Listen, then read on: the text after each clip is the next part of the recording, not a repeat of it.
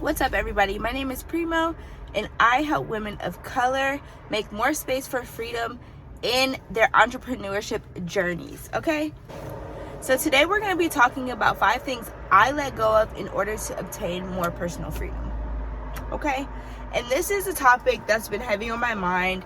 In the last year or two, I have completely transitioned my entire life to where I literally only work when I want to work, and I don't feel extremely anxious, or I don't feel a lot of anxiety surrounded by that, okay?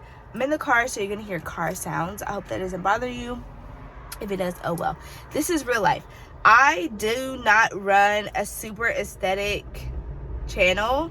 This is what my life actually is like. There's no fluff. 5 things I let go of in order to obtain more personal freedom. Number 1, the first thing I let go of in order to obtain more personal freedom was the idea that working more equals more of anything, right? Especially more money. When you think about it, the people that work the hardest don't have the most money. The coworker that constantly works, yeah, she might be in a different position than you are, but ultimately the boss is the one that you never see. The owner of the company doesn't work there, okay? So that's one thing that people should really consider more of.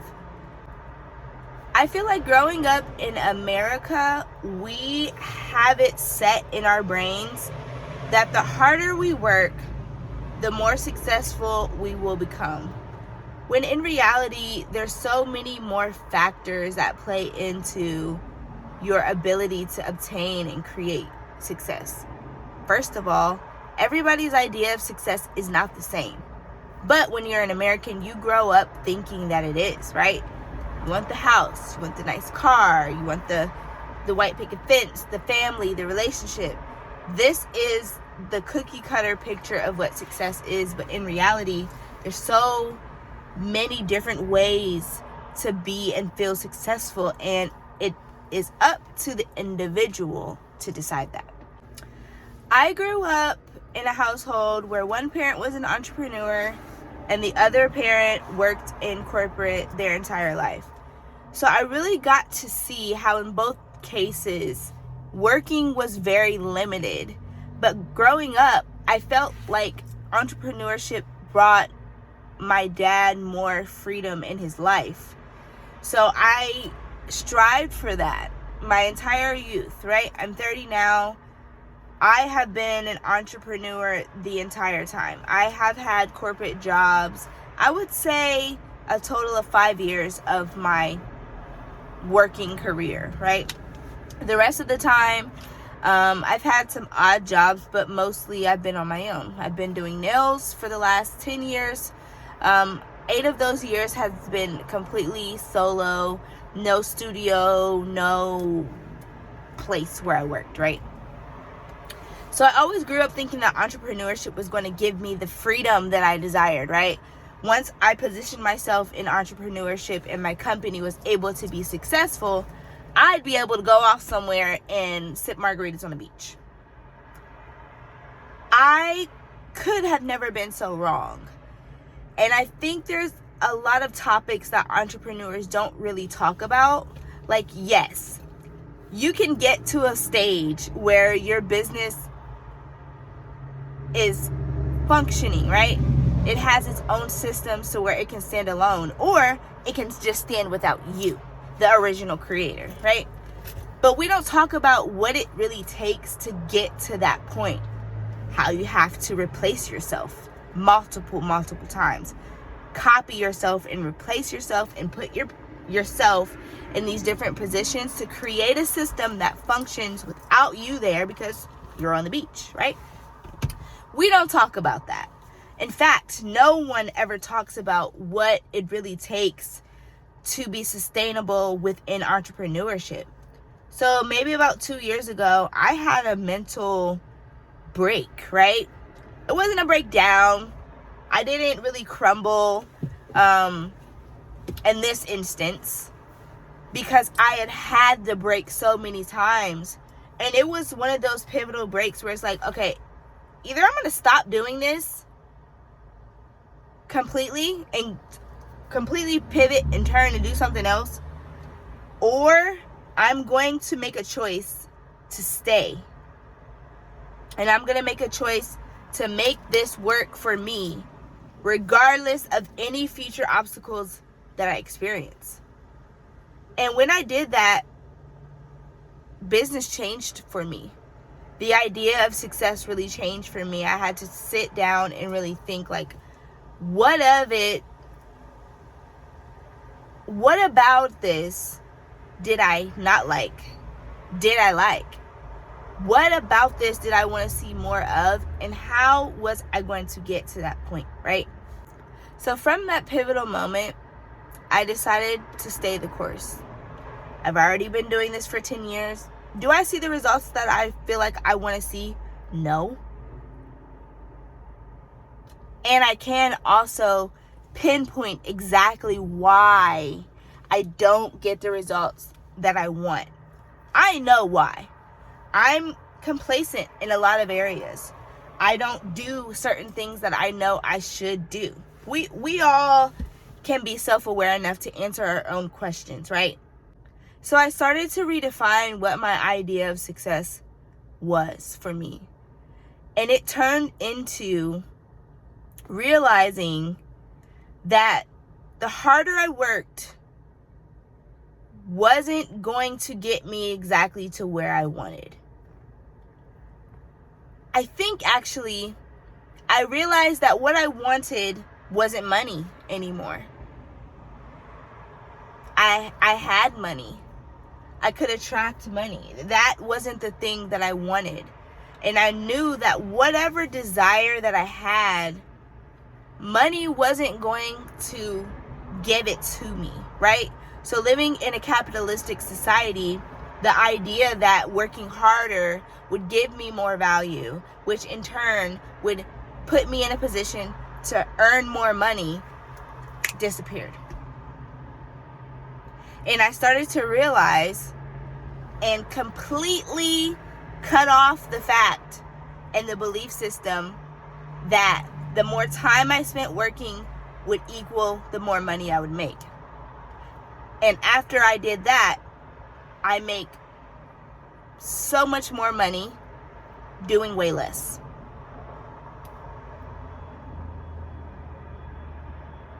So that brings me into the second thing I let go of in order to obtain more personal freedom.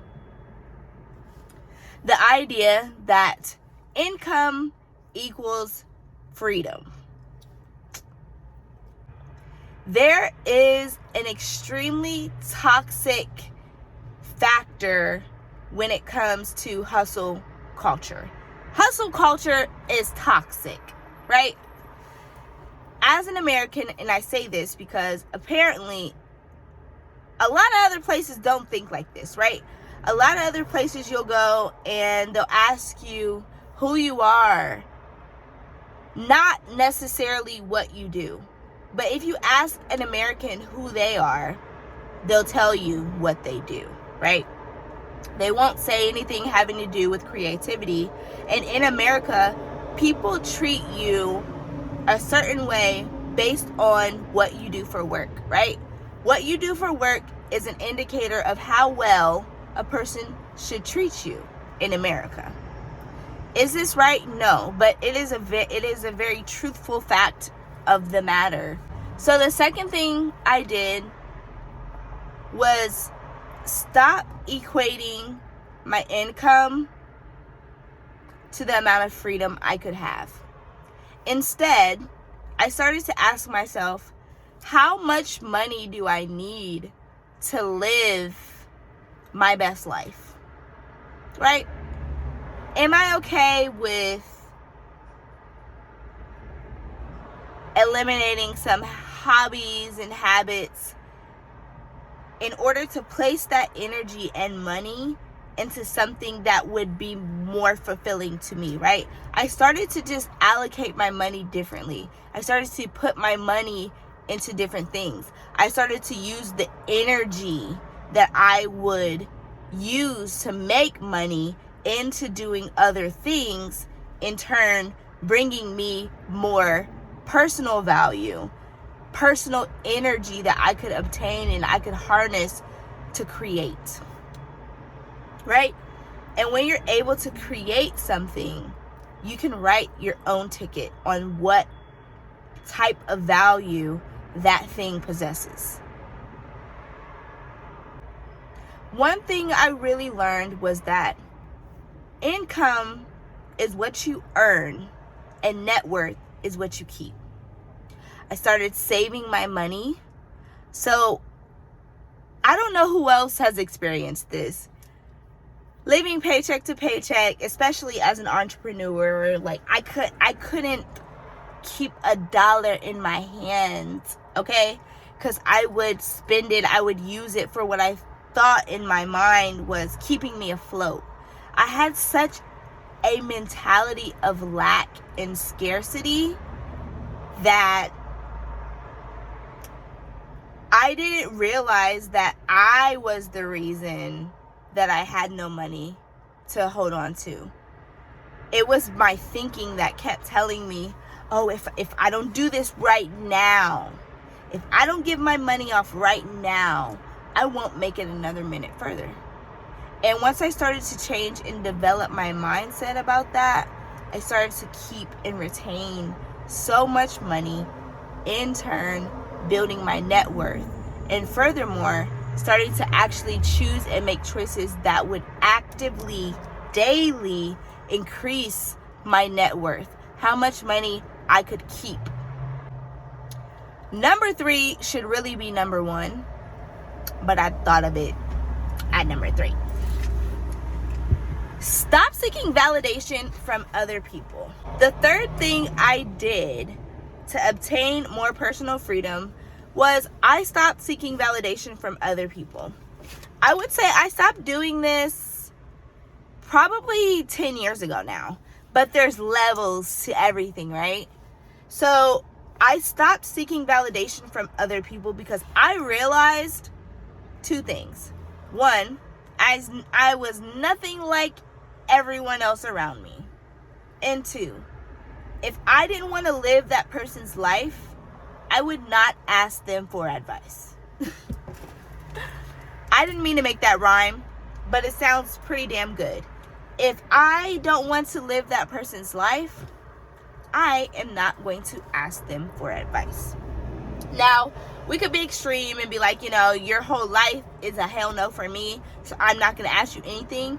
But I think in certain parts of some people's lives, they have good things that you may admire and you want to take on, right? So I'm talking about categories. I'm talking about specific topics, right? If this person's broke and they broke every day, I'm not going to ask them how I should manage my money. That is common sense, okay? But because we know that common sense isn't common, I'm going to say that. So if I want to learn something about how to manage my relationships, I'm going to ask someone I feel like is a good person that manages their relationships well, right? Okay, got that part. I stopped seeking validation from other people because I also realized that other people do a lot of they don't want to do, right? And I was shedding all these layers of toxic belief systems and belief systems that did not serve me and that did not resonate with me. So I stopped talking a lot to people around me because I realized that they had these systems and these programs that were highly functioning. They felt guilt whenever they didn't do something that someone else wanted them to do. They were yes men and women, and not in a good way, because I'm here for opening up to the world and being free and open to all possibilities. I'm not talking about in that way. I'm talking about saying yes when you really want to say no. I stopped searching for people to understand me. I stopped searching for people to do things with me, start businesses with me, start ideas with me, projects with me, create content. I stopped waiting for other people. I stopped looking for other people to save me. I stopped looking for other people to say, you know what, that's a pretty good idea. Because at the end of the day, a lot of people aren't even in control of their own vortex, their own life. How in the hell could I look out for information from people that don't have it? So I stopped needing that. I stopped wanting that and started to look inward with meditation, with journaling, with removing toxic belief systems through all sorts of ways. I've always been on a journey of progress. I don't even want to call it healing anymore, because after a certain point,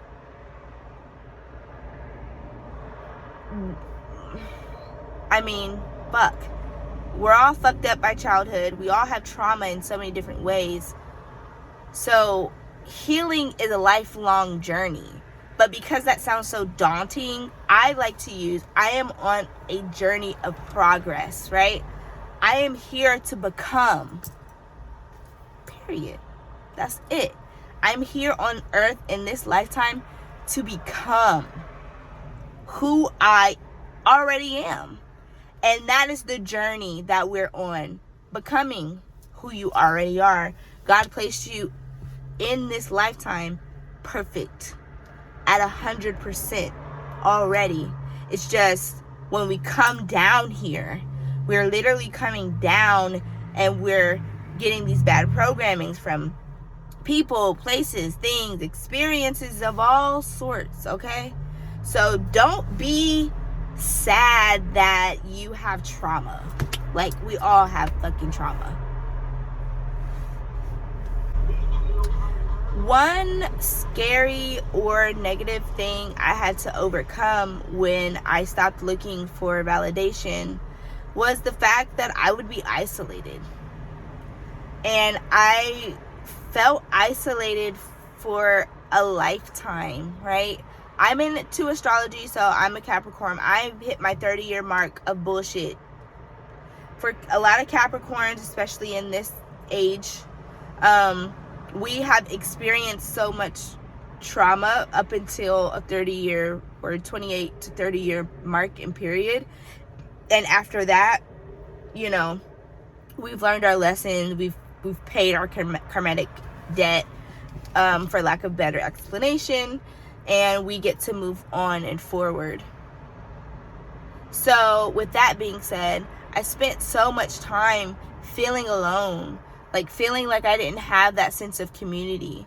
But one thing I learned is that I had to and have to remove myself from places that don't serve me in order to make space for people, places, and things that do, right? I love to use the analogy and say that I think of my brain like a computer. I think of my brain like a computer. You can download all type of shit and then the memory is full, okay? And at some point, you have to start deleting old shit in order to make space for new things. It's just the way it works. So I stopped holding on to people, places, and things, ideas about what my life could and could not be like. And I started to expose myself to new concepts. And when I did that, I lost a lot of people that meant something to me, right? They may not have meant the world to me, and I may not have thought that they would be around forever, but I definitely thought that they would be around for a while. And I definitely thought that these people cared about me. These was my ride or dies or whatever. But I realized that these were the reasons and excuses I was holding myself back, because I didn't want to leave them behind. What would they think about me? What would they do without me? They needed me. They need me. One thing I learned to do is think of everybody as capable human beings, right? And I get this from Mina Irfan. She helped me conceptualize this. I think of everyone as capable of doing whatever they need to do. You don't need me to do that. You don't need me. What's going to happen is natural consequences are going to fall in place, and the person is eventually going to learn from their behaviors, their mistakes, their actions. Or they won't. Fuck. It's not my problem. It's really just not. Okay? So, that's the thing I had to realize. Everybody wasn't going to go with me on this new journey and this new path that I was on. Everybody wasn't going to come. And I had to just get over it. Like, that is the best advice my brother gave to me when I was young. And I was like struggling with trauma. And I was like, what should I do? This. He's like, get over it. And it hurt really bad. But that is some really good advice, because some things you can't wish away. You can't actionable or do something to make it go away. Some shit you have to step over it and keep on going. Like, period. Point blank. That's it. The fourth thing I stopped doing in order to obtain more personal freedom is thinking that being restful was a waste of my time. I'm an American. If I haven't said that 50 times already, I'm saying it because capitalism and hustle culture is so deeply rooted because of slavery in our way of doing things that we don't even rest. We don't even value rest. When there's like a million studies out there that tell you the more rest you get, the better your body will be, the longer you will live. We don't even give a damn about living longer. We only want to live longer in order to work more. I stopped thinking that getting a break was a waste of my time because I could be doing something else. Nowadays, I realize that if I don't get enough sleep, I'm a monster. And I grew up thinking that I've always been a monster, but I've just been sleepy. Okay? I've just been tired. I've just been overworked. I've just been overstimulated. I've just been all of these things. And we live there beyond the natural rate of anything. And that's where we are as Americans. We are at the very top, getting our heads beaten by dollar signs, capitalism, consumerism, all of that shit. I have let that shit go. Now, I like what I like, right? And if it's expensive, okay, so be it. But I'm also naturally just like a frugal person. And I use that to my advantage now because I buy what inspires me. I buy what elevates my vibration. I don't buy shit just to buy it. I don't. So I stopped thinking that rest was a waste and productivity made me more valuable. The more I could do, the more value I would possess. My value isn't in the things that I can do. My value is in my essence. It is the essence of who I am. It's the minute thing that makes me who I am and that no one else can have. That is my value.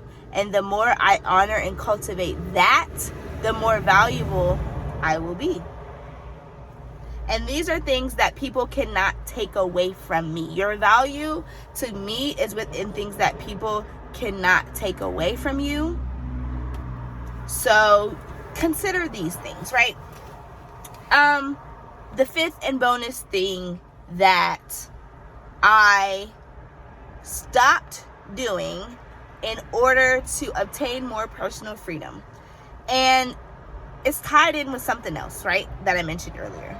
But I stopped not valuing my time, right? I stopped giving out my time to people, places, and things that I didn't want to do.